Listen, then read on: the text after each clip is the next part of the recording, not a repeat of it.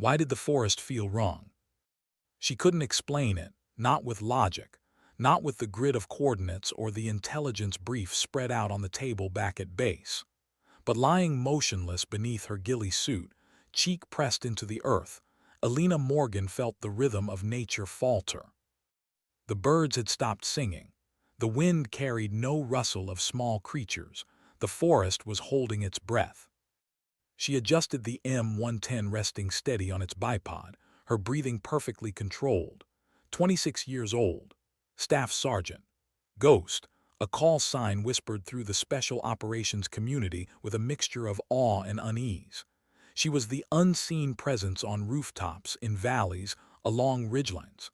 The one enemies never spotted until the last sound they heard was the cough of her suppressed rifle.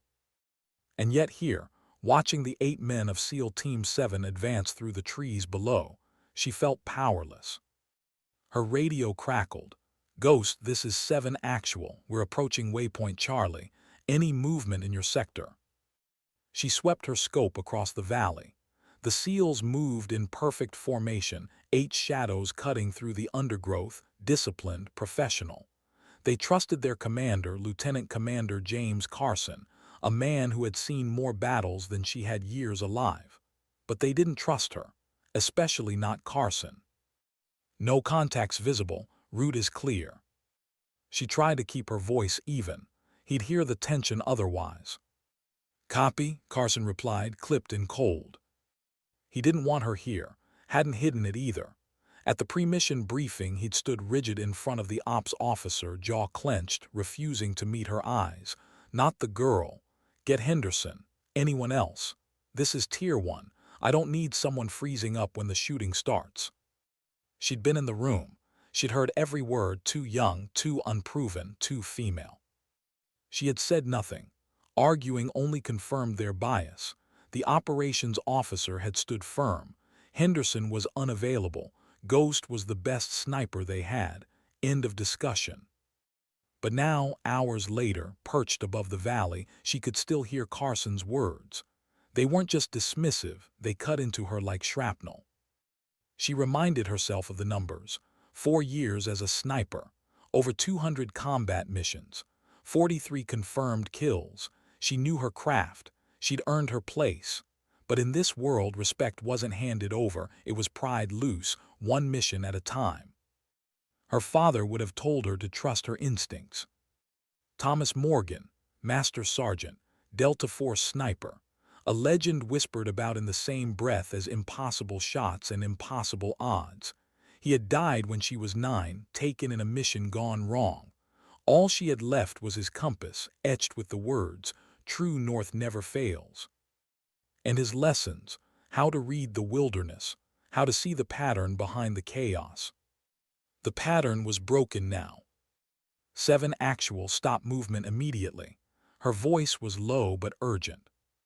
A pause, then Carson, skeptical, irritated. "Ghost, we have no visual on hostiles. Are you certain?" "Affirmative, 30+ fighters, concealed positions. They're waiting to spring it. You're walking into a kill zone." Silence. She could imagine him weighing her words, her gender, his doubts, against his own team's observations. "Ghost, maintain your position. We're not seeing anything." Frustration bit the inside of her chest. She could see it, the unnatural silence, the faint compression of vegetation, the shimmer of metal too quickly hidden. Every sign screamed ambush, but Carson wouldn't listen. "Carson, with respect," she tried again, "your team is about to walk into." Proceeding with caution, out. Her jaw tightened. He wasn't going to listen. She checked her ammo, chambered a round. If they wouldn't stop, she'd have to be ready for what came next. The SEALs moved deeper, shadows slipping through shafts of sunlight. Professionals, brave, blind to what she could see. Then the forest exploded. A thunderous blast ripped the air as one operator stepped on a pressure plate IED. Dirt, smoke, and bodies launched skyward. Before the shockwave faded, gunfire erupted from every side, disciplined, coordinated fire. Muzzle flashes winked like stars in the dark undergrowth. Contact, contact. We're under heavy fire, Carson's voice desperate now. Multiple casualties, pinned down. Elena's pulse surged, but her breathing stayed calm, trained. Through her scope she saw the nightmare unfold, Team 7 ducking behind fallen logs and rocks, surrounded, outnumbered at least 4-1.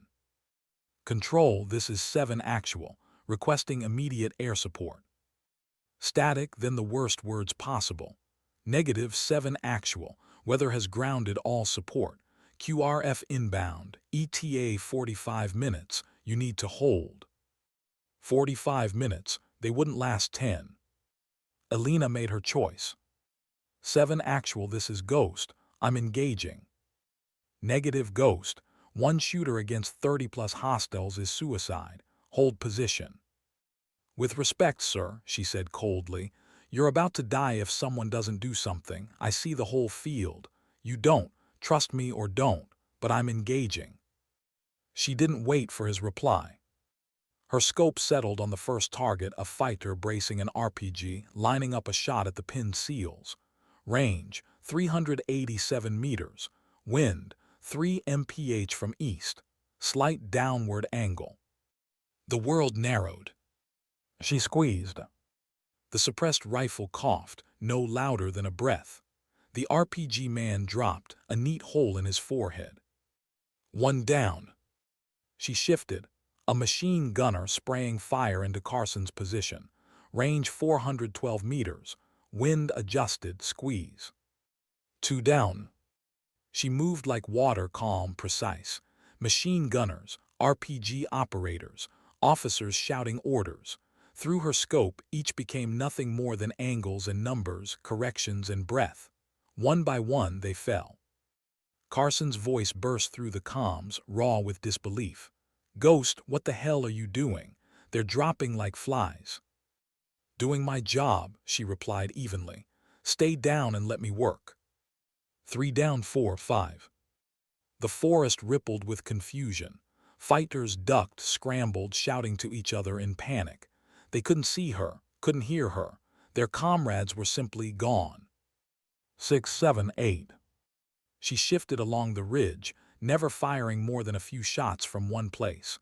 Always moving, always the ghost. 9. A leader emerged, rallying his men. She took him at 434 meters, chest shot, dropped like a puppet cut from its strings. 10. Enemy is breaking on your western flank, she reported calmly, even as adrenaline burned through her veins. Push that way, I'll cover. We have 3 wounded, Carson shouted back. Then carry them, the rest provide cover, move in 30 seconds on my mark, 3, 2, 1, mark. The SEALs surged, dragging their wounded. Fire erupted from their rifles, disciplined, desperate. The enemy scrambled to respond, and every time one rose to fire, Elena cut him down. 11, 12, 13. Her rifle whispered, the forest screamed. Ghost, they're retreating, one SEAL shouted. It was true. The ambush force, 3 times the size of Team 7, perfectly positioned, certain of slaughter, was collapsing. They hadn't come prepared for a phantom, killing them one by one. By the time the SEALs reached the extraction point, 15 enemy bodies lay in the dirt. 15 kills, 30 minutes, every shot perfect. Carson's voice came through, ragged, humbled. Ghost, we owe you our lives. Focus on extraction, she said flatly, scanning the trees. Count later. But inside, as she chambered the next round, she knew this wasn't over. She had seen another face among the chaos, a ghost from her father's past. Victor Petrov, ex-Spetsnaz, mercenary, a man her father had once wounded, a man whispered about in the same circles Elena's own name had begun to echo. He wasn't dead. And he had seen her. Somewhere in the smoke and shadows, Petrov had slipped away. And Elena Morgan understood, with the cold certainty only snipers know, this was not just an ambush. This was the beginning. Why did they look at her that way? The men of SEAL Team 7, hardened operators, faces lined with dirt and blood, stared at her as if she weren't real, as if she were some apparition stepping out of the tree line, rifle slung across her back, calm in a storm that had nearly killed them all. Even Carson, especially Carson. He limped toward her, a gash in his leg, his expression caught between pride, shame, and disbelief. He had dismissed her, doubted her, tried to keep her off this mission altogether. Now he owed his survival to the one person he hadn't wanted. "Staff Sergeant Morgan," he said, his voice formal, stiff. He hesitated, searching for words.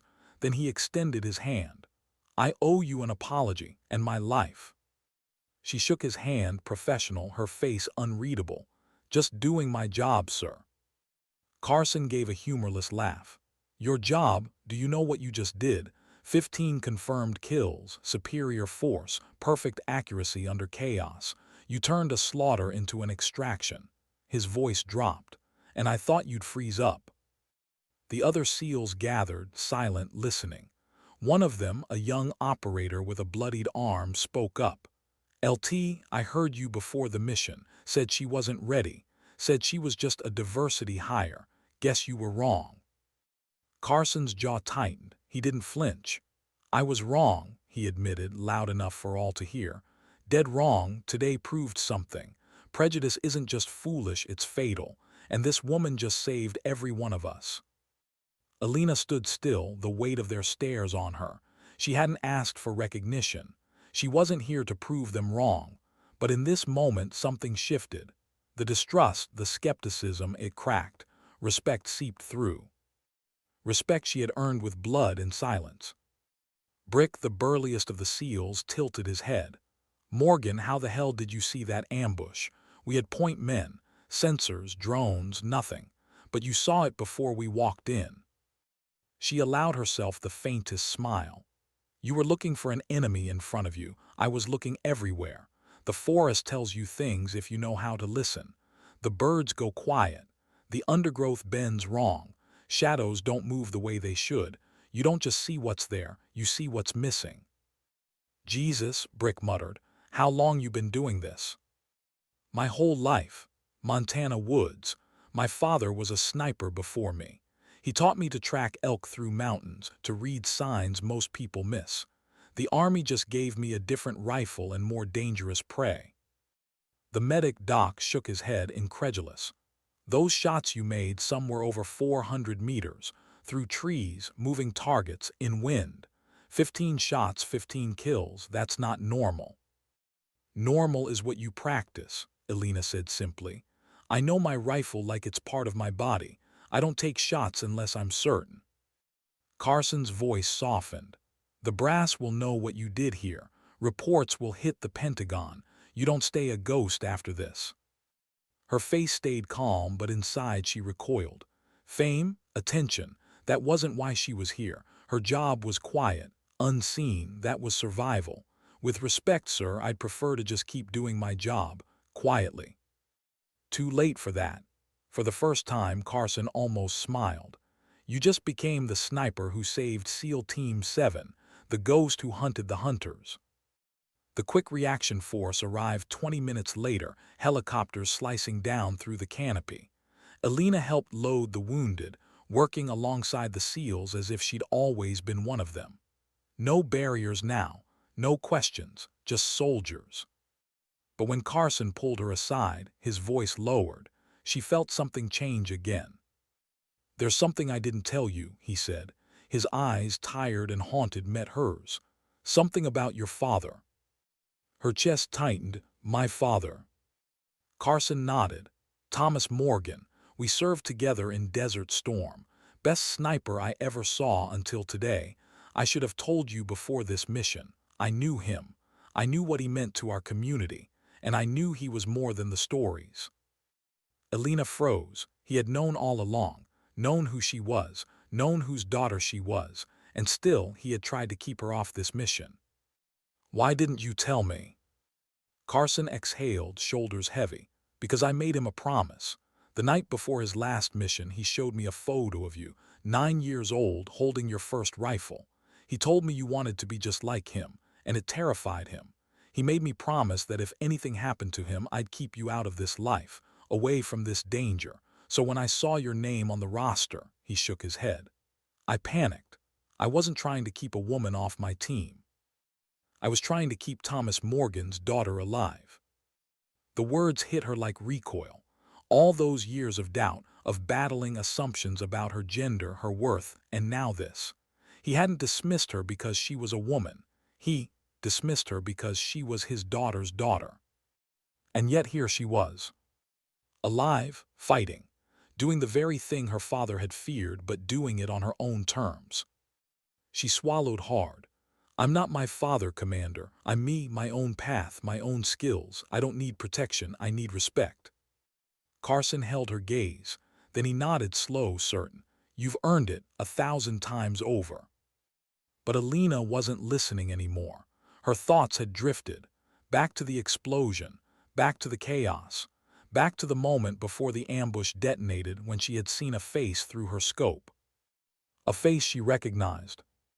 Viktor Petrov. The name alone was enough to chill any operator. Ex-Spetsnaz, mercenary, a phantom of the post-Cold War underworld, always surfacing in conflict zones, always vanishing before anyone could finish the job. A man her father had once shot and nearly killed. A man who had sworn revenge. Alina had seen him, alive, directing the ambush, and when the chaos ended, his body hadn't been among the dead. He was still out there.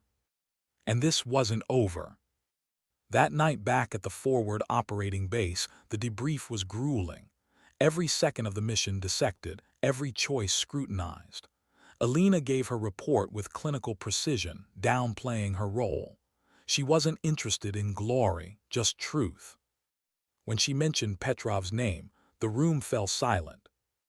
"Are you certain?" the intelligence officer asked. Alina's voice didn't waver.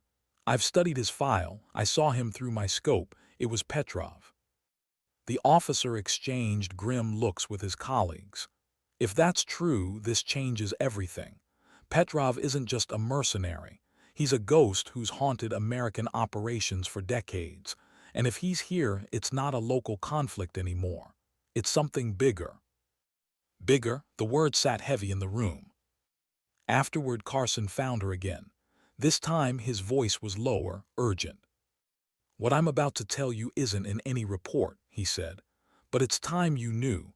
Your father didn't just die in a mission gone wrong. He was targeted by Petrov." Alina's pulse pounded in her ears. "What?" Carson's face was grim. "They had history. Your father shot him once years before, didn't kill him. Petrov never forgave. In Fallujah 2008, I was there. We walked into an ambush designed for Thomas. Petrov made sure of it. He even radioed us once we were trapped.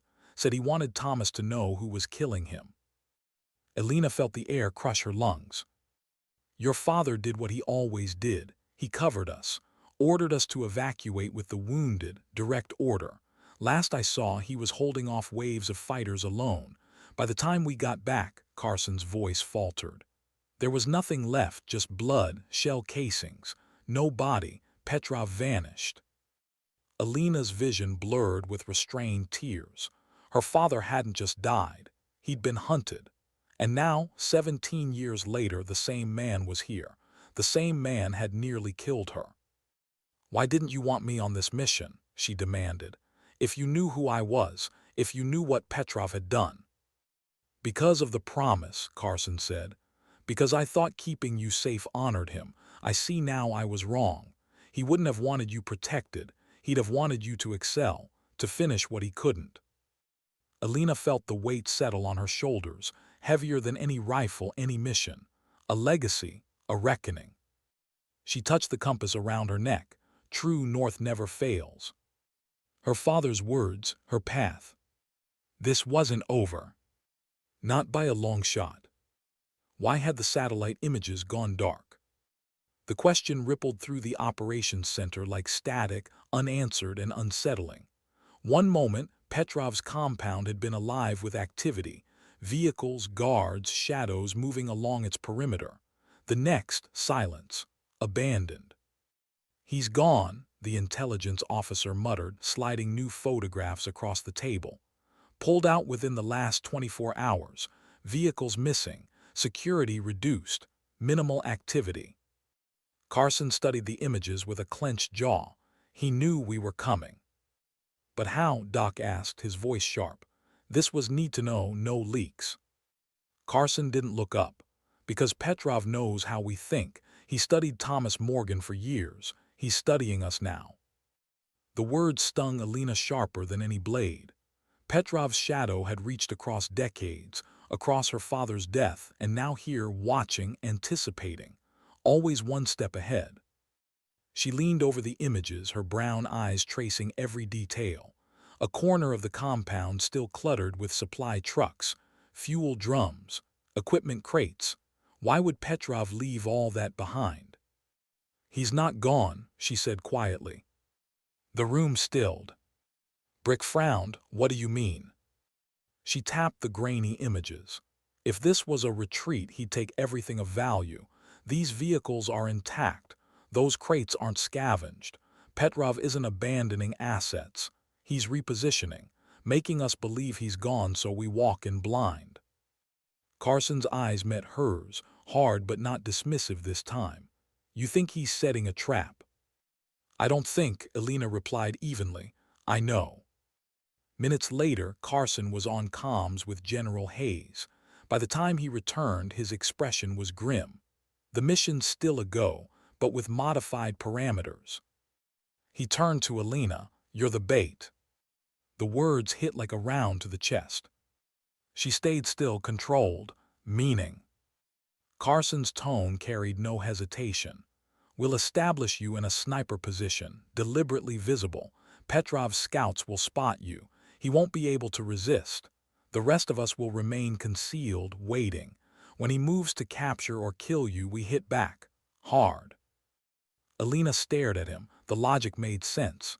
She was Petrov's obsession, her father's daughter. But the idea of being reduced to bait burned. She wasn't a lure. She was a weapon. Permission to speak freely, sir. Carson nodded. If I'm bait, fine, but don't sideline me. I'm not just a target. I'm a sniper with combat effectiveness. If Petrov shows his face, I should be in position to neutralize him. Directly. Silence followed. Carson opened his mouth, but Hayes, patched in over secure comms, cut him off. She's right. Even through the static, the general's voice carried weight. Petrov expects us to dangle her like a lamb. What he won't expect is for the bait to bite. Morgan, you'll establish a false position as decoy, but your real hide will have firing lines on both the decoy and the approaches. If Petrov comes, you'll have the shot. Carson said nothing, but his eyes softened, reluctant admiration glinting there. Alina nodded once, understood. That night she sat outside her quarters, the compass cool in her palm. The stars shimmered overhead, indifferent, eternal. She remembered being a girl in Montana, lying beside her father under these same stars. His voice had been low, steady, as he pointed constellations out, weaving lessons into every story. True north never fails, Alina. When everything else lies, when maps burn, when the world twists, you follow this. You'll never lose your way. Now, 17 years later, she still held that compass, still searching for true north. Carson's boots crunched softly as he approached. He sat beside her, both of them silent for a long while. Finally, he spoke. Your father used to do the same. Night before missions, he'd sit outside, look at the stars, hold that compass, said it reminded him what he was fighting for. Alina closed the compass, tucking it against her chest. And what was that? Carson's sigh carried the weight of old ghosts, a world where his daughter wouldn't have to fight his wars. She shook her head. He didn't fail, Carson. He gave me a choice. He gave me skills, and I chose this path, not because of him, but because of me. Carson looked at her, eyes reflecting the starlight. Are you ready for tomorrow? As ready as I'll ever be, she said, but her voice dropped. There's something I need to ask. Back in Fallujah, you said you saw him die, but did you? The silence stretched. Carson's throat tightened before he answered. No, we never recovered a body, just blood, shell casings, signs of a fight. For years I held on to hope maybe Petrov had taken him prisoner. Maybe he survived, but as time passed, Elena's chest constricted, a whisper of possibility, cruel and impossible, alive. Carson's voice grew quiet. If anyone could have survived, it was Thomas Morgan. Tomorrow, maybe we'll get answers. She said nothing. Her pulse hammered, torn between rage and impossible hope. At dawn, the mission began. The Chinook roared through the morning sky, blades chopping air thick with tension. 15 kilometers from Petrov's supposed compound, Team 7 deployed, boots sinking into damp earth. They moved in silence, rifles up, senses sharpened. 5 kilometers out, Elena separated, ghosting through the trees alone. Her false position came first. A ridge, visible angles, a decoy rifle placed just enough in the light to catch the enemy's eye. Believable, vulnerable.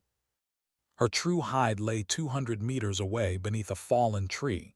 Concealed, clear sight lines. From here she controlled the field. Then came the waiting. 3 hours passed. The forest whispered with natural sounds, birds calling, insects buzzing, leaves rustling. She breathed slow, patient. A sniper's hardest weapon wasn't the rifle. It was time. At the 4th hour, the rhythm changed. A faint click of a radio, quickly silenced, too careful, too intentional. Ghost to actual, she whispered into comms. Possible contact west, multiple individuals moving with stealth. Carson's reply came back, quiet but tense. Copy, Ghost. Team 2 confirms 3 hostiles approaching your decoy. No movement from compound. Hold position. Through her scope, she caught glimpses, camouflage blurring against brush, figures moving like predators. At least 5, closing in on her decoy. They're at the false position, she murmured. Standard flanking, no command element yet. Copy, engage only with positive ID on Petrov, or if you're compromised. Minutes dragged. The hostiles reached the decoy rifle, discovered it. One raised a radio. Then Carson's voice, Ghost, be advised, vehicle departing compound, headed your way. Her pulse slowed, not quickened, discipline, focus, this was it. The vehicle rumbled into view, a military jeep. 3 men disembarked, and even through the distance she recognized him instantly. Viktor Petrov. Older now, hair gray at the temples, but the same eyes, cold, calculated, alive. The man who had killed her father, or worse. Elena steadied her breathing. Range 500 meters, crosswind negligible, she had the shot, center mass, clean, ended here. Her finger hovered, but hesitation clawed at her chest. If there was even a chance, the faintest chance, her father had survived, Petrov held the answers. Killing him now would end the story, but it would also bury the truth forever. Ghost status, Carson pressed. Do you have the shot? Affirmative, she whispered, but requesting hold, possible intelligence value. A pause. Understood, but your safety is priority. If he moves hostile, take it. Through her scope, Petrov examined the decoy rifle, amused, almost proud. Then he lifted a radio. Staff Sergeant Elena Morgan, his voice boomed across the frequency. His accent was sharp, part Russian, part American. I know you can hear me. Your father's daughter, persistent, admirable but futile. Elena's chest constricted. How did he know my name? Carson's voice snapped into her ear. Ghost, don't listen, he's playing you. But Petrov's words poured like poison. Your father was worthy. That's why I didn't kill him in Fallujah. Death would have been too merciful. He lasted 17 days, refused to break. A warrior's death. 17 days. Elena's breath caught. Her father alive after the ambush, suffering, broken but not defeated. Take the shot, Ghost, Carson ordered, voice raw. Her finger tightened on the trigger. Petrov filled her scope, broad chest rising with confidence. One squeeze and it ended. Justice, revenge, closure. But something gnawed at her instincts. Petrov was too exposed, too careless. A man who had survived decades wouldn't walk into a clearing like this. Unless... Her scope shifted. One of his bodyguards' eyes flicked sideways again and again toward a patch of brush. A glint of metal flashed. An ambush. Her chest went cold.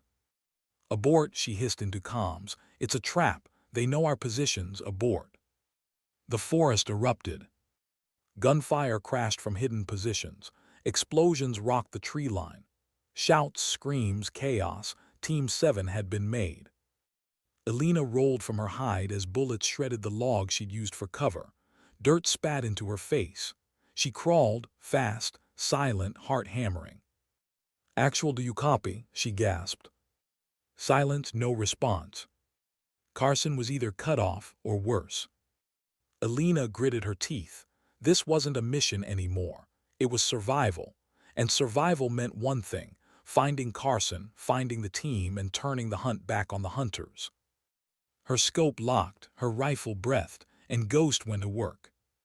How long could one heartbeat last? For Elena, pressed into the mud as rounds snapped inches above her skull, every second stretched into an eternity. The forest was alive with chaos, muzzle flashes strobing through smoke, the crack and hiss of incoming fire, the dull thud of grenades tearing earth apart. "Actual, do you copy?" she whispered again, voice low, desperate. Nothing. Her earpiece buzzed with static, then silence. Team 7's comms were down. She was alone. Elena gritted her teeth and forced her breath steady. Panic was the enemy. Fear clouded sightlines. And she had one job: survive, adapt, eliminate. She slid into a shallow trench, shoulders pressed against damp soil. From here, her rifle angled toward the ridge where Petrov had stood moments before. Gone. Of course he was gone. He hadn't come here to fight. He'd come to test her, to remind her of his power, to show her she was still just a piece on his board. But he'd made one mistake. He'd left her alive. A shadow moved. She adjusted her scope, one hostile, sprinting with a PKM machine gun. Range, 190 meters. She exhaled, squeezed. The man folded mid-stride, collapsing into the brush. Another and another. She moved fluidly, controlled, her rifle speaking in whispers. 3 more fell. But for every one she dropped, more pressed forward. This wasn't an ambush anymore, it was a siege. The compass against her chest thudded with her heartbeat. Her father's voice seemed to echo: "True north never fails." But what was north now?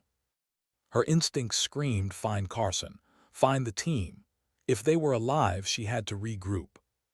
She crawled, slow at first, then faster, weaving through roots and shattered branches. Explosions thundered behind her. Shrapnel hissed past. She didn't stop. 20 minutes later, she found them. Carson, Brick, Doc, and 2 others, huddled behind a shattered boulder, pinned down by relentless fire. Carson's face was streaked with blood, his leg wound worse now. Brick's arm hung limp, bone showing through torn flesh. Doc was trying to hold pressure on another SEAL's chest, crimson spilling fast. "Ghost," Carson's eyes widened with shock as she slid in beside them. "We thought you were hit." "Not yet," she said flatly, chambering another round. "Status?" "2 dead," Carson growled. 3 wounded, ammo running low, and Petrov's got us boxed." "Then we unbox," Elena snapped. She scanned the ridge. Enemy muzzle flashes sparked like fireflies, dozens of them, but every position had a rhythm, every rhythm had a weakness. "There," she pointed. "That machine gun nest covers their flank. If I neutralize it, you push west. The ridge thins, less cover for them, more for us." Carson hesitated. He was the commander. Giving orders was his job. But in his eyes, for the first time, she saw something new: trust. "Do it." Elena slid out, belly low, mud soaking through her uniform.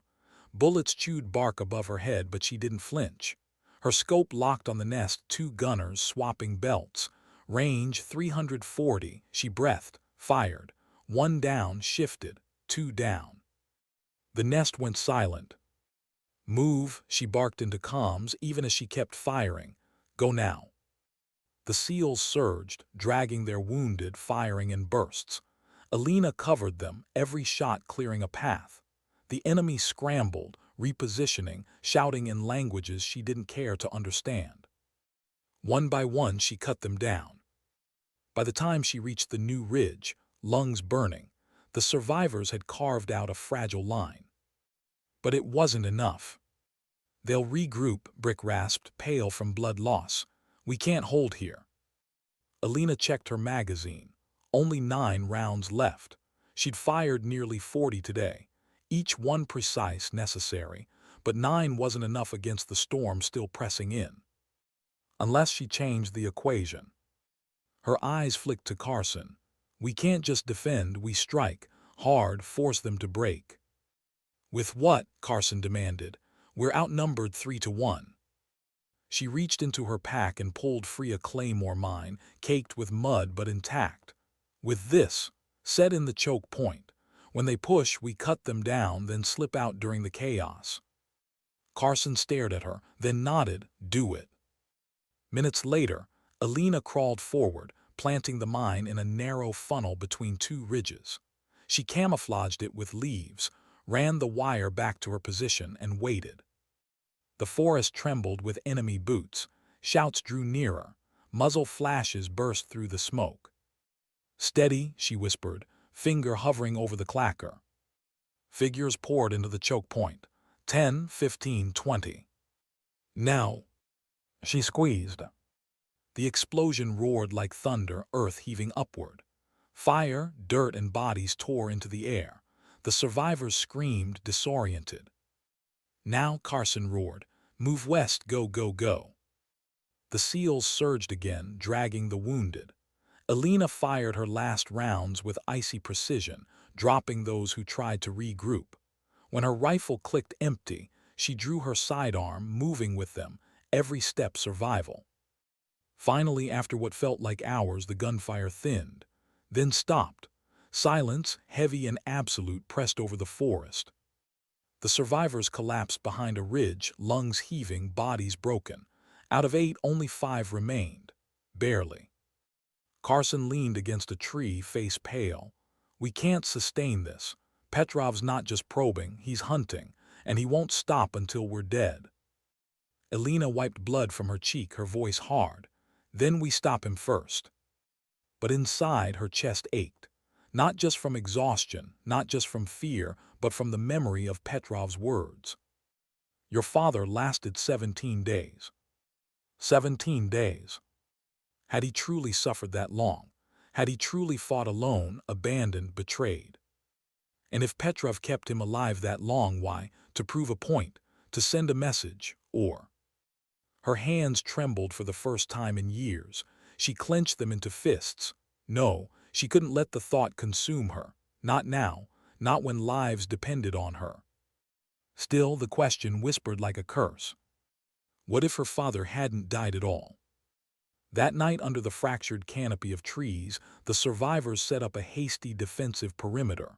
No fire, no chatter, just silence, each man lost in his own ghosts. Alina sat apart, rifle across her lap, the compass warm against her skin. She whispered to herself, voice trembling for the first time. "Dad, if you're alive, if you ever hear me, I'll find you. I swear it." A twig snapped. Her rifle snapped up, sights aligned. Carson raised a hand. "Easy, it's me." He crouched beside her, his face drawn. "I need to tell you something about Petrov." Her pulse quickened. Carson's eyes locked on hers. "He didn't just target your father. He studied him, obsessed over him. And now he's doing the same with you. That ambush today wasn't to kill us. It was to measure you. He wanted to see how Thomas Morgan's daughter fights, and he saw enough to know you're dangerous." Alina's throat tightened. "Then he'll come again." Carson nodded. "Yes, and next time he won't underestimate you." The forest around them was quiet again, too quiet. Alina's voice dropped, cold and certain. "Then we make sure next time is his last." Why did every answer come wrapped in another question? They returned to the forward operating base with wound dressings and hollow looks. The debriefing room smelled of coffee gone cold and bleach. Satellite imagery, intercepted chatter, and forensic analysis filled the screens, but the facts were fragmentary, like a map with whole sections torn away. The truth kept slipping between their fingers. Alina listened as they spoke: General Hayes, intelligence officers, men in suits who measured risk with phrases like escalation and collateral. Their voices were careful, diplomatic, as if words could mend torn limbs. She let them speak, but her mind moved through the gaps. Petrov's operation had been precise, surgical, the ambush built around a spite older than most wars. It wasn't an isolated cell. It had logistics, funding, tradecraft. "You disrupted a major operation," General Hayes said quietly, eyes scanning the reports. "But this man, Petrov, is not a textbook enemy. He's a network. He's insider knowledge mixed with old-school tradecraft. He makes his own rules." Alina's hands were folded in her lap. She felt like she'd been holding her breath for months. "If he's built a network," she said, "we find the nodes, we pull them apart." It sounded simpler than it was. She knew tradecraft. She taught herself more than the briefings could ever show. Hunt the supply chain, track the money, identify the safe houses, cut the routes, make him move on unfamiliar ground. The intelligence officer, a woman with tired eyes and a voice that had heard too many false leads, nodded. "We've got partial traces. Arms dealers in 3 countries, smugglers who prefer maritime shuttles, at least 2 known sanctuaries where he's been spotted before. It's a wide web. We'll need assets, human, SIGINT, and boots on the ground." She tapped a finger. "And a team who understands how to follow the wild instead of the map." Carson's gaze landed on Alina not by accident. "You were born in the wild," he said. "Your father taught you things no briefing can capture. I want you on the ground with our intelligence cell. Your job: move, find patterns they'd miss, become their interpreter." She felt something like relief. Finally, utility without disguise. "I'm in," she said. Over the next week, their routine bent to a new shape. Training shifted from firefights to patience, from bursts to slow hunts. They practiced extraction drills until movement was muscle memory. Analysts and field operators argued and reconciled over satellite passes and cell tower pings. Alina spent long hours alone with maps and intercepted audio, tracing lines between towns, between currency transfers, between a man and his past. The more she looked, the more she found threads leading to a place that did not belong on most maps: a string of abandoned factories and derelict villages in mountainous regions where governments were thin and loyalties thinner. Petrov preferred the places where old orders had fallen apart. He favored terrain that swallowed technology and gave advantage to the patient. "You think he's there?" Brick asked one evening, watching Alina point out routes and likely caches. She didn't speak immediately. It was impossible to be certain. Intelligence never promised absolutes, it offered probabilities. "Possible, probable enough to warrant reconnaissance," she said. "He moves like a ghost, but ghosts always occupy rooms once in a while. We just have to be the ones who walk in." Carson, who always kept his distance from the simple poetry of her certainty, finally nodded. "We'll send a recon element. Quiet, small. Alina, you'll lead." They rehearsed the approach for days. Terrain reconnaissance, noise discipline, contact drills, and exfil options. She planned for contingencies like a surgeon prepares for bleeding: anticipate, measure, correct. But there was another layer to the preparation no map captured: the human calculus. This was personal for her. That fact sharpened everything. Petrov had not merely attacked a unit, he had targeted a lineage. That kind of vendetta was irrational and therefore dangerous. It did not run on logic, it ran on spite. The night before they slipped out, Alina stood alone beneath a sky so wide it made her feel small. The compass lay heavy against her skin. Her father's voice, years dead and alive in memory, came through like a tape well-worn and sacred. "True north never fails." She repeated the maxim so many times it had become a rhythm. Tonight it felt less like guidance and more like a question. Find the north and know who you were becoming on the way. They moved at first light, a handful of men like ghosts moving through a waking world. The recon team skirted villages, hugged ridgelines, and kept to shadows. Elena's eyes never left the ground for more than a heartbeat. Animal tracks, scuff marks, the way water cut a stone, these were knowledge her father taught her, knowledge traded in blood and quiet. The locals they met were suspicious but not hostile. In places left to rot by governments, survival often looked like silence. 5 days into the sweep, a promising lead smelled like smoke and old metal. A derelict warehouse near a dry riverbed housed crates and pallets that shouldn't have been there. The team moved in with practiced calm. Elena's heartbeat was steady as she saw it, logistical markings that matched shipments linked to Petrov's network. Fresh tire tracks, a heat map on the analyst's tablet that matched movements intercepted days before. The place had been used recently. "We've found a node," one of the intel guys whispered over the comms. "This is big." They set the perimeter, then watched. Night folded around the compound like a blanket. Elena could feel the hours like weight, slow and exact. They waited for a movement that told them more than any report could. At 2 in the morning, lights flickered. A convoy crawled in from the scrubland, 3 trucks, camo netting, armed men moving with muscle memory. They were not local militia. The way they worked, the clean cuts of their gear, the silence in their steps, professional. Elena watched them through a glass cylinder that magnified the world and truncated it to crosshairs and breathing. She felt the old training hum through her. Pick the sentry who would be most likely to shift his weight. That's the one who will lapse. Time the shot to the inhale between radio checks. Make the environment your ally. The sound of a single suppressed round is swallowed by the night if you let it be. One guard moved away from the line to relieve himself. He was 20, sloppy, overconfident. Elena's finger found the trigger and the rifle whispered. The man folded, the line tightened, but they didn't panic. They kept moving, practiced, like wolves that had lost a cub and kept hunting. They followed the trucks as they moved deeper into a maze of roads. Elena and her team tracked them until the convoy entered a tight valley, where satellite coverage went spotty and human eyes became primary. The truck stopped in a clearing near a cluster of abandoned buildings. Men unloaded crates, stacking them with precision.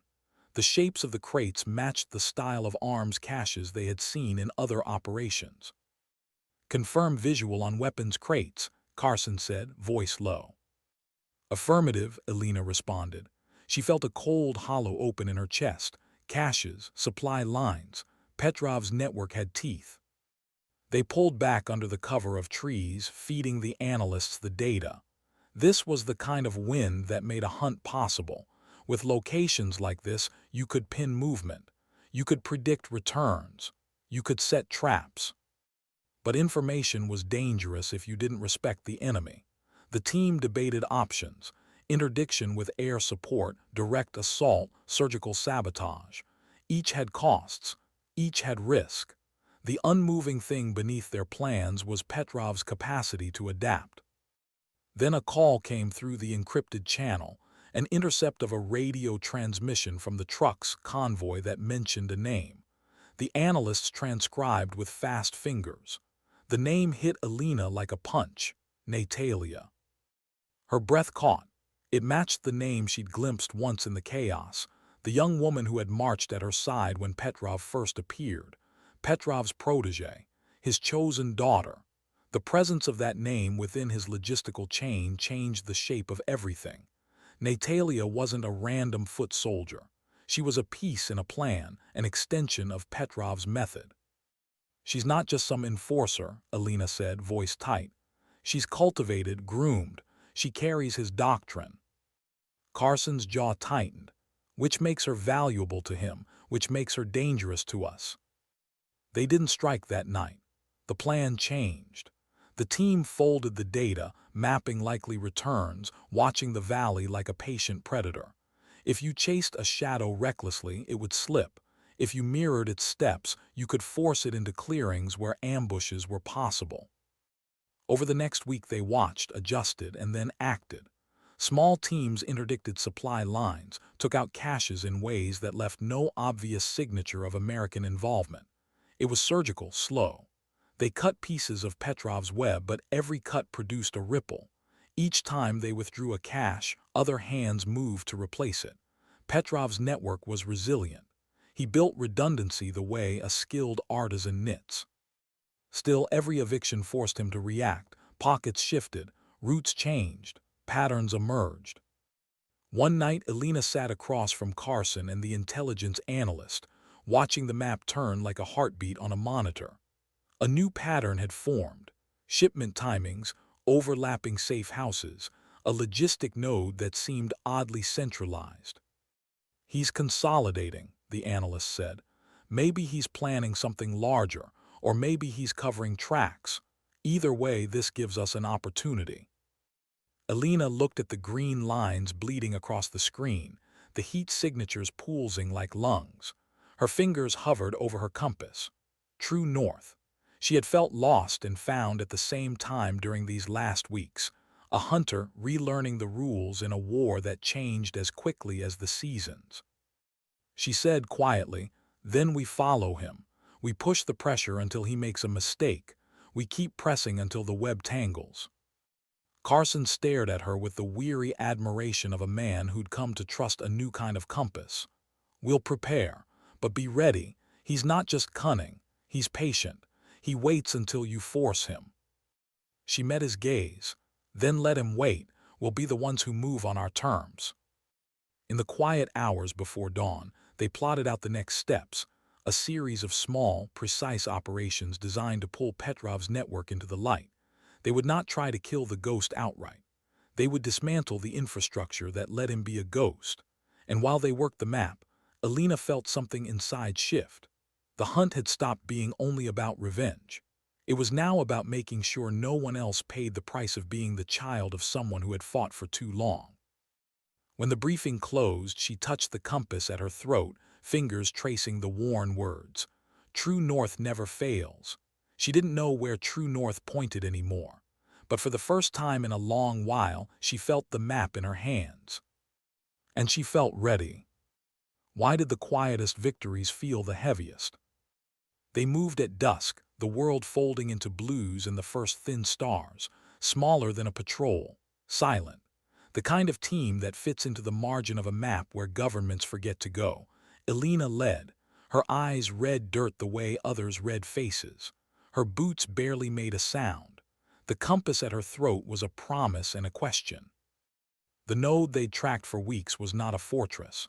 It was a thin vein of supply, a small compound nestled between two ridges, crates stacked beneath a corrugated roof, a generator humming like a sleeping thing. Petrov did not hoard. He dispersed. He favored redundancy. But you could still snip a tendon. You could still force a flinch. They layered the approach like a surgeon. 2 men took over watch on high ground. 2 others slipped the perimeter and breached quietly. Elena moved through a window gap, breath held, sighted on crate markings and the rough stenciling of shipping codes. The labels matched what the analysts had traced: munitions, silencers, parts that bent a skirmish into an ambush. The smell of oil and old metal made her think of winters in Montana, the way cold made everything sharper. They found something else, buried under pallets. A sat phone, its battery warm as if it had been used recently. A stack of handwritten notes in 2 languages. A ledger of transfers with coded pulls and drop points. A small pile of photos tucked between crates. Men in familiar camo. A woman with a face Elena now knew too well, Natalia. Younger in these shots, but unmistakable. They did not celebrate. There's no music in clean work. Just the sound of fingers and the soft clicking of the sat phone as the analyst back at base fed the device into a decryption routine from half a world away. Every victory in this life is a negotiation with consequence. One bite of information shifts the whole meal. "Got something?" crackled Carson, distant, careful. "Patch it to me." In the half-light, Elena leafed through the documents. Names folded into coordinates. Times. A recurring waypoint. A scrubland facility 5 days travel north, tucked under a ridge the locals called the Black Teeth. The ledger marked regular shipments, always at night, always under moon. Her mouth tightened. Her father's voice echoed in the margin of the world. True north never fails. The phrase no longer sat as a comfort. It was a task. Follow the line until it stops. They exfiltrated the node as quietly as they'd entered. The convoy that currently fed it would be blind tomorrow. The analysts would press the map and chase the web. Petrov would adjust. He always did. But every time he adjusted, he revealed a pattern. That's how you catch ghosts. You force them to keep moving until movement becomes a shape you can recognize. Back at base, the next 48 hours were a mesh of screens and murmured voices. Alina watched the map as if it were a living thing. Blue dots pulsed across borders. Payment trails matched shipping lanes. One by one, the analysts taped together the picture, a consolidated supply spine stretching from ports to mountains. And at its beating center was a cluster of coordinates, a cage of red on the analyst's screen. Black Teeth Complex, the analyst said. Coordinates line up. Frequent satellite ping near those dates. Looks like a storage hub, but these logs, they reference a secondary holding with coded times. Not a cache, something else. Alina's hands went cold. Her throat closed. Holding. How many euphemisms hide the heart of a thing? Prison, bunker, cell. Each word has a different cruelty, but the result is the same.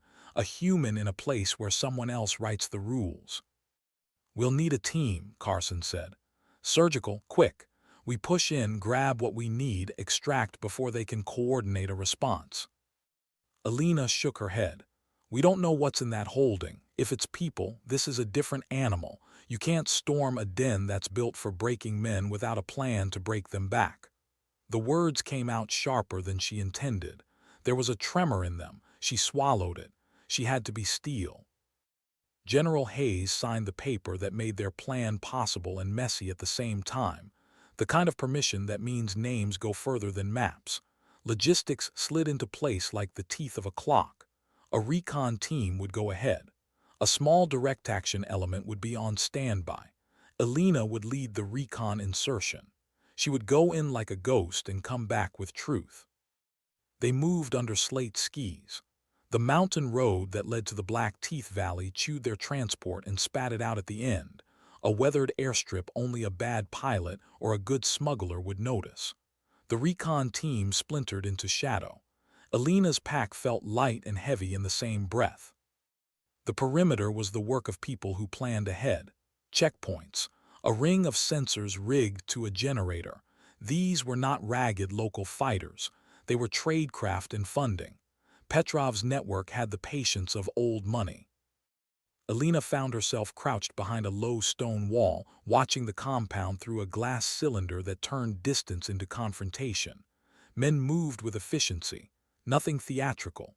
Someone walked a heavyset man into a lower cage. The man's shoulders were bent as if time had already claimed a portion of him. Alina felt bile rise. She swallowed. She had to process without drama. Physics, angles, timing. She was good at those. A patrol crossed a dirt track adjacent to the holding area. They carried crates that matched those in the ledger. Nearby, a sat phone sat on a table, plugged into a charging unit, its display blinking with unread messages. An opportunity. Small team, Carson whispered in her ear through the earpiece. We can hit that sat unit, pull logs, maybe get direct comms traces. Would you prefer a direct assault on the holding or intel first? She thought of the man with the bent shoulders. His face had been turned away by the guards. She thought of Thomas Morgan's compass and the possibility that truth was a living thing, not a tidy telegram. Intelligence first. Always first. They moved as the night hugged the compound. Brick lay prone with Alina covering a lane of approach. Two men flowed to the sat phone. One slipped and a twig snapped like a verdict. Seconds stretched.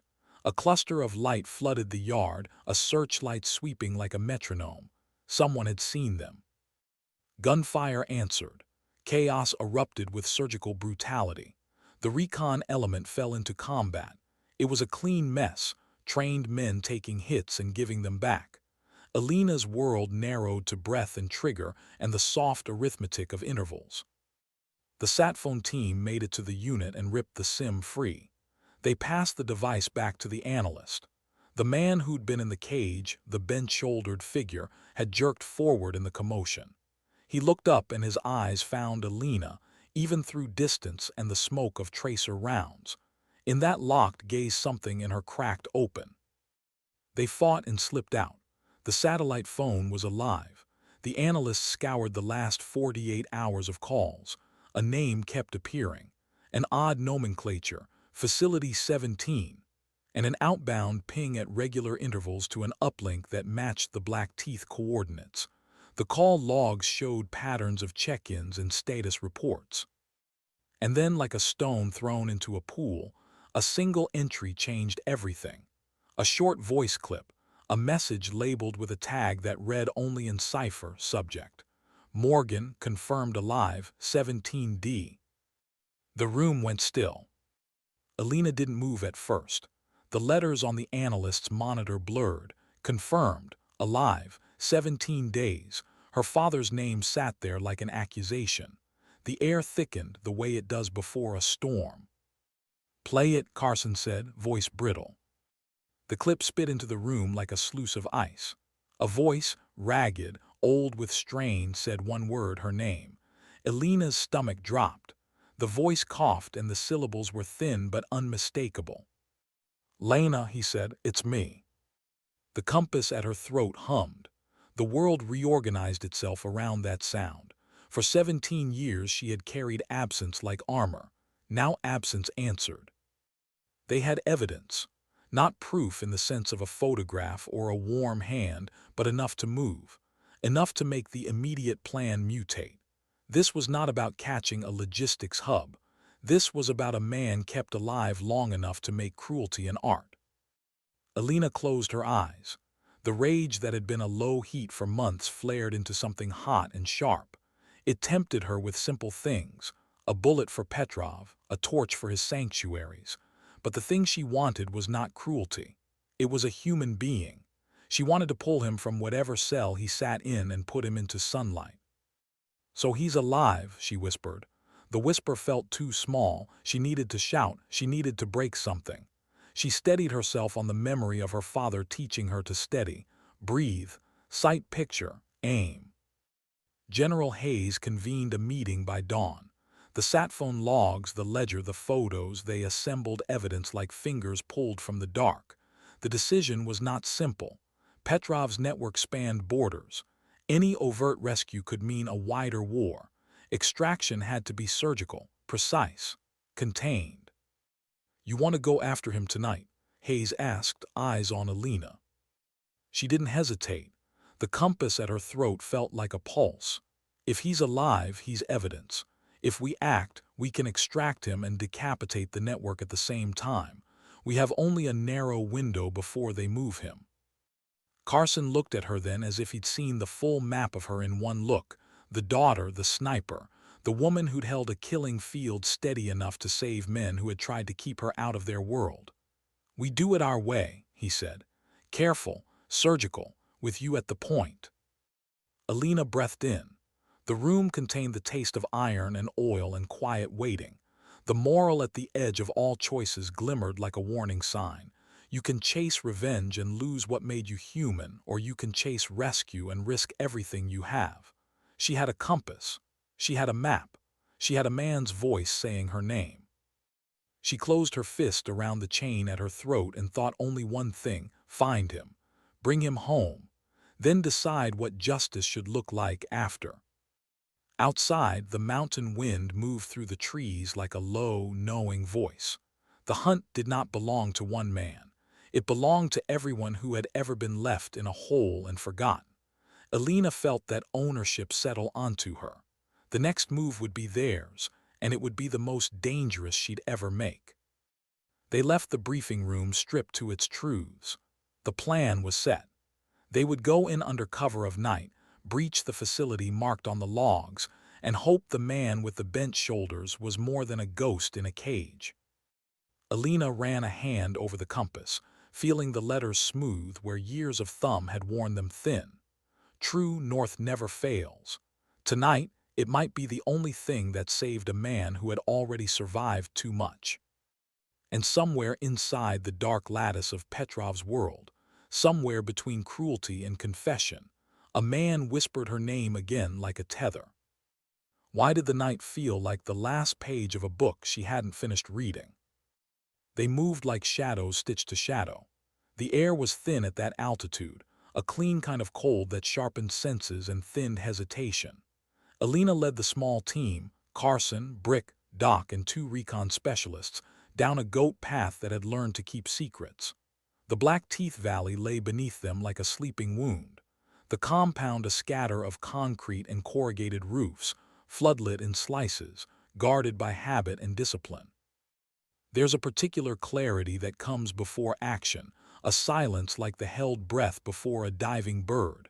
Alina felt it in her teeth, in the steadiness of her hands. The compass at her throat tapped like a metronome.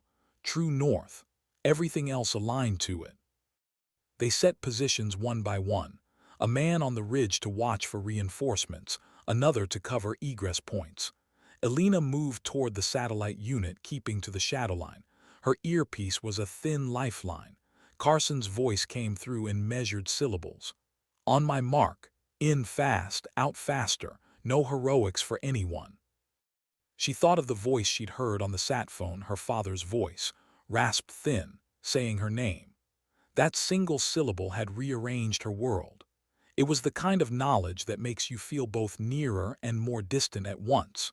Nearer because the possibility of him alive had returned to her. Distant because the man she had known was a memory carved into bone. They hit the generator house first. The recon man moved like water through a window gap and they were in. The sat phone was exactly where the analysts had predicted, its little screen bleeding faint light into the darkness. Alina knelt, hands steady, and for a breathless second thought how ordinary this task felt compared to every violent miracle she'd lived through. Remove the SIM, copy the logs, leave no trace that would whisper souvenirs into enemy ears.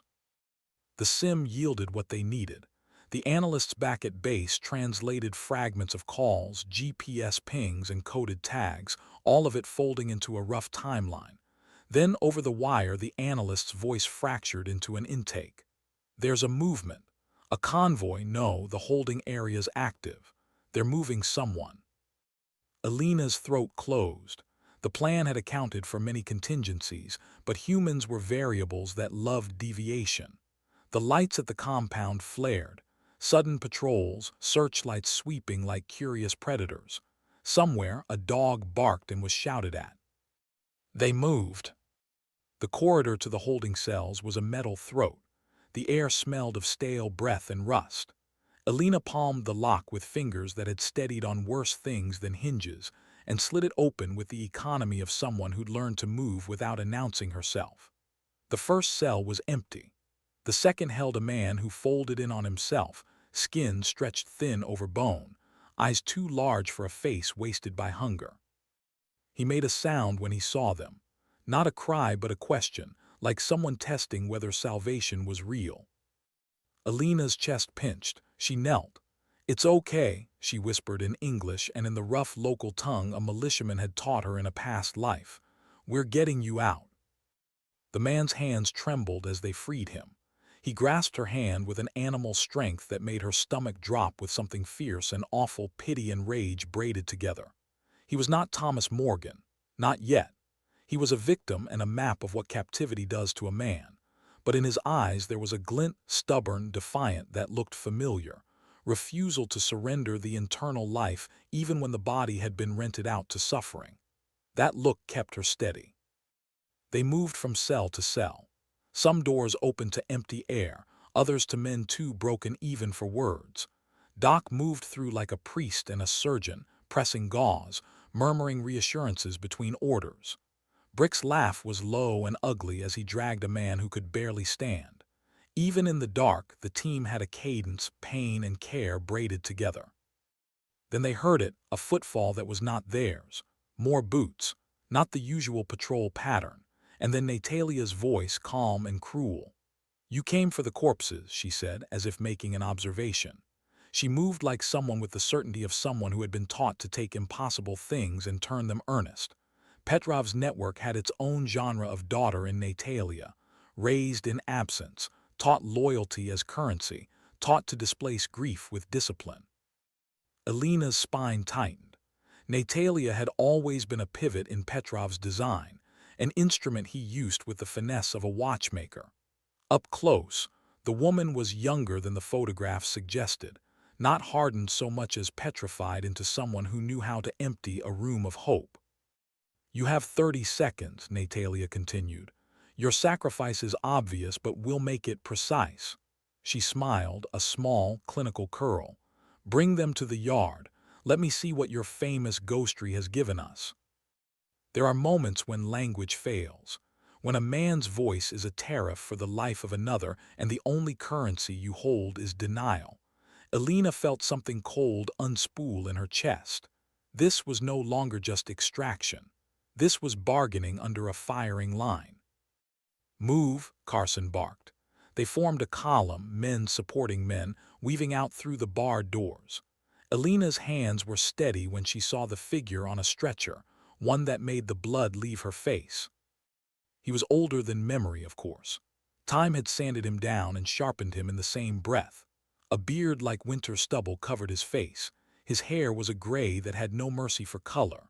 But when his eyes opened, they found hers, and in that instant time folded. The voice she had heard on the sat phone, the raw sound of someone who had been kept alive to be broken with the slowest strokes, was now a pair of eyes that met hers like a compass finding a pole. Lena, he said, and the single syllable crowded the air. He tried to smile and failed. You came. She dropped to her knees. All the training that had held her like armor shattered into something soft and human. Dad, she said, and it was both accusation and absolution. He coughed, a thin, rasping sound, and reached for her hand with fingers that shook. You didn't have to, he managed, voice a fossilized thing of grief and pride. You don't get a vote, she snapped, voice cracking. You dug in and waited. You were supposed to leave me alone to live. Her words were brittle. She wanted to be angry because anger was easier than the pain that wanted to unmake her. But when she looked at him, the rawness of survival and the wasted years made the rest of the world dissolve. Natalia's figure cut the reunion like a cold gust. How touching, she said. A family reunion. Pity it ends tonight. Petrov arrived then, not in a rush, but as if he had always been there, the room bending to him. Up close, he was a man carved from defiance. His face had the lines of someone who had spent decades making cruelty into a method. He regarded Alina's father with the kind of connoisseur's curiosity reserved for rare specimens. You kept him alive for a long time, Alina said, voice flat with the wrongness of everything. Why? Petrov smiled, no warmth in it. Because suffering tells a story, he said. Because the most perfect lesson is to make your enemy watch the life he loves be wasted until the cost is clear. He was an artisan's lesson in patience. His eyes softened on her father. You are, as he said, tenacious, stubborn, useful. Carson's hand went to his weapon like an apology and a promise. We end this now, he said, voice low. Petrov tilted his head. You could end me, or you could ask the right questions. You could see how many of my threads are woven into places you call allies. You could risk the larger war, or you could take your father and go. Choices are the luxury of the living. The yard became a chessboard, with men and broken men at its intersections. Alina's heart beat against her ribs like a trapped bird. The moral choices, mercy versus justice, rescue versus retribution, folded into one another until they were an impossible knot. You took him, Alina said, voice thin. You hurt him, you used him. If you want me to spare you. Petrov interrupted, soft as rainfall. I don't want to die. I want you to understand the cost. I want you to know that vengeance is a mirror that makes the avenger small. I want your truth to be bought with the same coin. The world contracted. Alina thought of the dead, of the men who had trusted her and those who still wore the scars of that day. She thought of her father's compass, of the line that had guided her through the wilderness and the war. True north pulsed against her collarbone like a living thing. She made a decision that was not heroic so much as necessary. She could have shot Petrov then. She could have tried to end the ledger with one breath. But killing him would have slammed the door on questions. On who else pulled strings, on the men waiting with fingers on levers, on Natalia's origin story, on the possibility that any extraction without intelligence would leave pieces of the machine intact. Alina, Carson breathed, and it was not a request. It was an admission of shared burden. She stood. The wound in her father's forehead was visible in the moonlight, a pale map of years. "We take him," she said, "alive." Her voice was not soft, it was like a verdict. "And we bring evidence, we bring the ledger, we bring the men who enabled him, and then we let justice, imperfect as it is, do its work." Petrov laughed, a thin sound. "You will never understand why I do what I do," he said. "But go ahead, try to make me small." They moved fast. The extraction that followed was an orchestration of things Alina had learned the hard way: timing, deception, and the cunning kindness of small mercies. They forced Petrov into transit with the insistence of people determined to act rather than be acted upon. Brick and Doc managed men and wounds. Carson kept an eye on the horizon. Alina watched Natalia's face the whole time, the girl who had been made into a weapon. As they reached the tree line, the first helicopter screamed into the sky, a dark mouth swallowing them one by one. Petrov, still defiant, was sedated and bound. Natalia watched him go, and something like grief, or the impression of it, crossed her features, as if she'd lost a manuscript she'd never finish. In the rear, Alina sat with her father's hand in hers, fingers ragged and thin. He mouthed words she could not hear, and she leaned close. "Tell me," she whispered. "Tell me how you survived. Tell me what you want. Tell me why you never came home." He smiled, the motion less a smile than a bending toward truth. "I waited for you to come find me," he said. "I wanted to know if my blood had become a compass or a chain." The words were lighted by a courage that had been kept through hunger. "You carried it well." She pressed his knuckles to her cheek, the compass cold against her skin. The rotor wash smelled like fuel and hope and something raw. Around them, men moved with the tired efficiency of those who'd done what needed doing and had earned the right to be weary. The moral stayed with her like a plank beneath water. Truth demands risk. Rescue requires more than guns. It requires patience, evidence, a refusal to let grief be the only currency in a world that trades in it. Alina understood then that this man, her father, would never be simply a story to be avenged. He was a life to be rebuilt, and the building would take both time and the slow work of undoing a network that had made him a living lesson in cruelty. They flew into the night with a man on a stretcher, a captive whose face had no softness left, and the knowledge that they had a moment, thin and precious, to make the next move matter. How do you measure what comes after the storm?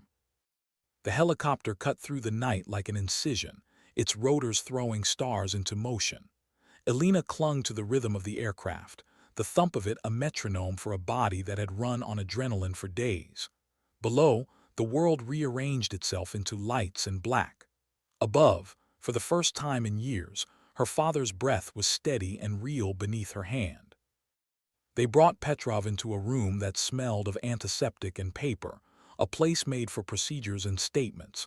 Men in suits hovered at the edges, eyes tired and sharp. Cameras were kept at bay for now. This was not the theater of headlines. This was the careful, dangerous business of turning brutality into evidence.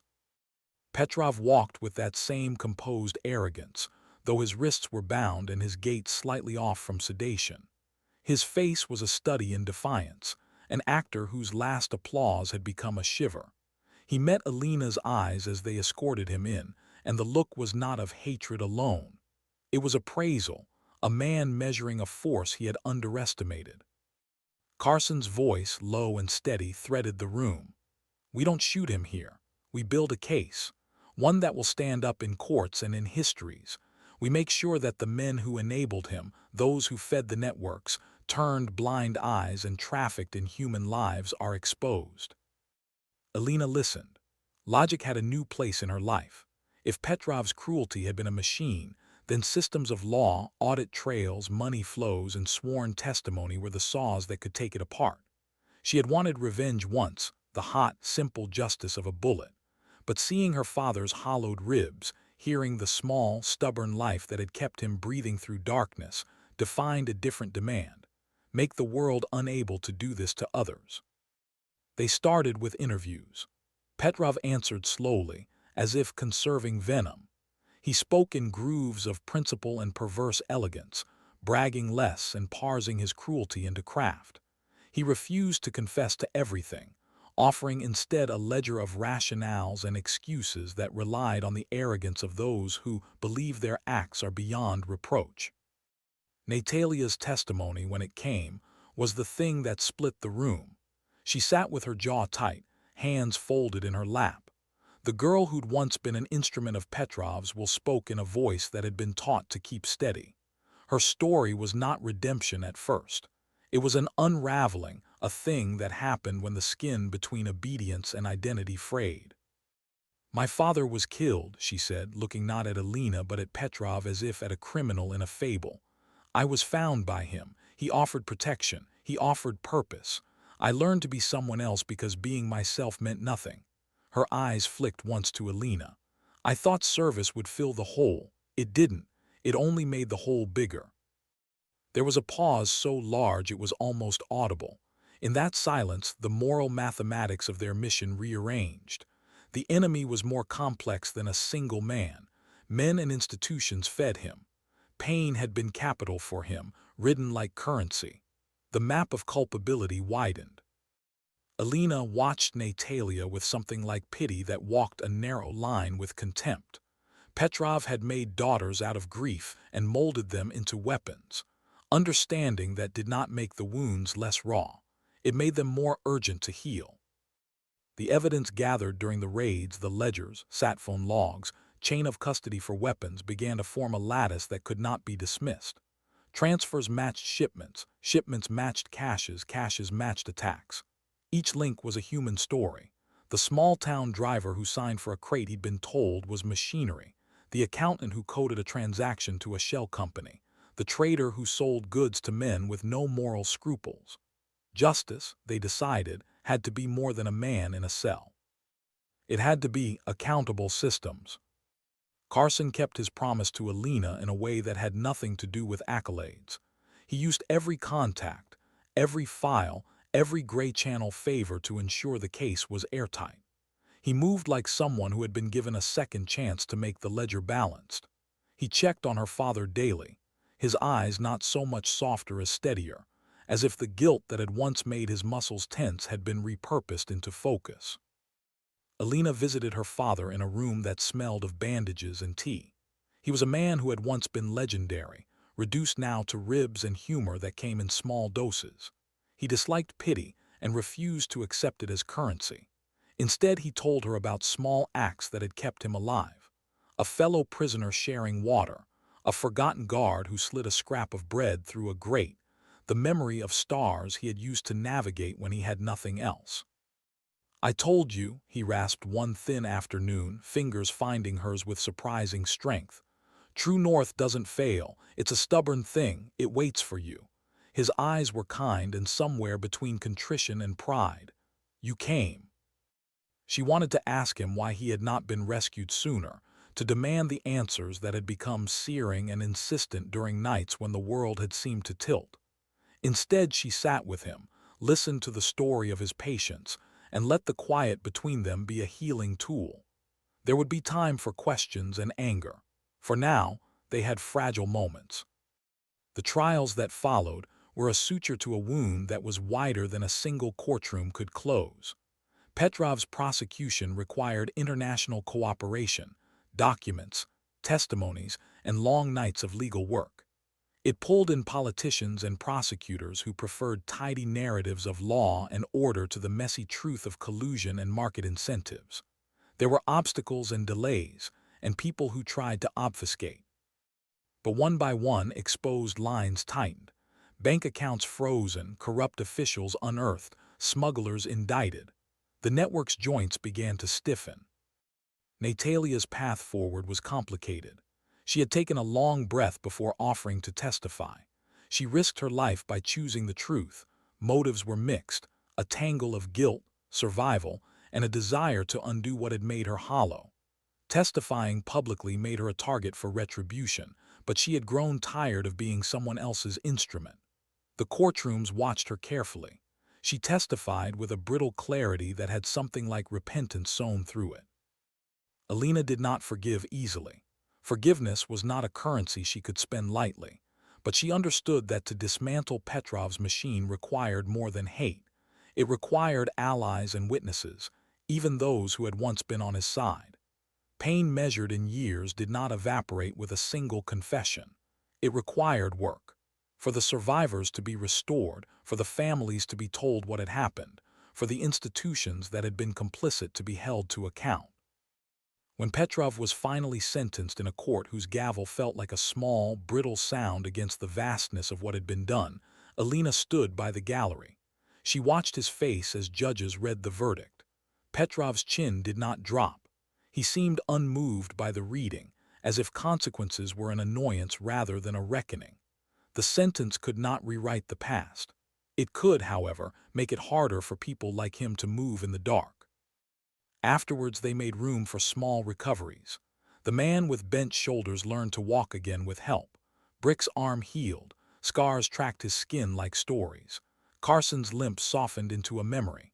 The team sat with one another and spoke of men who had been lost and of futures they intended to build.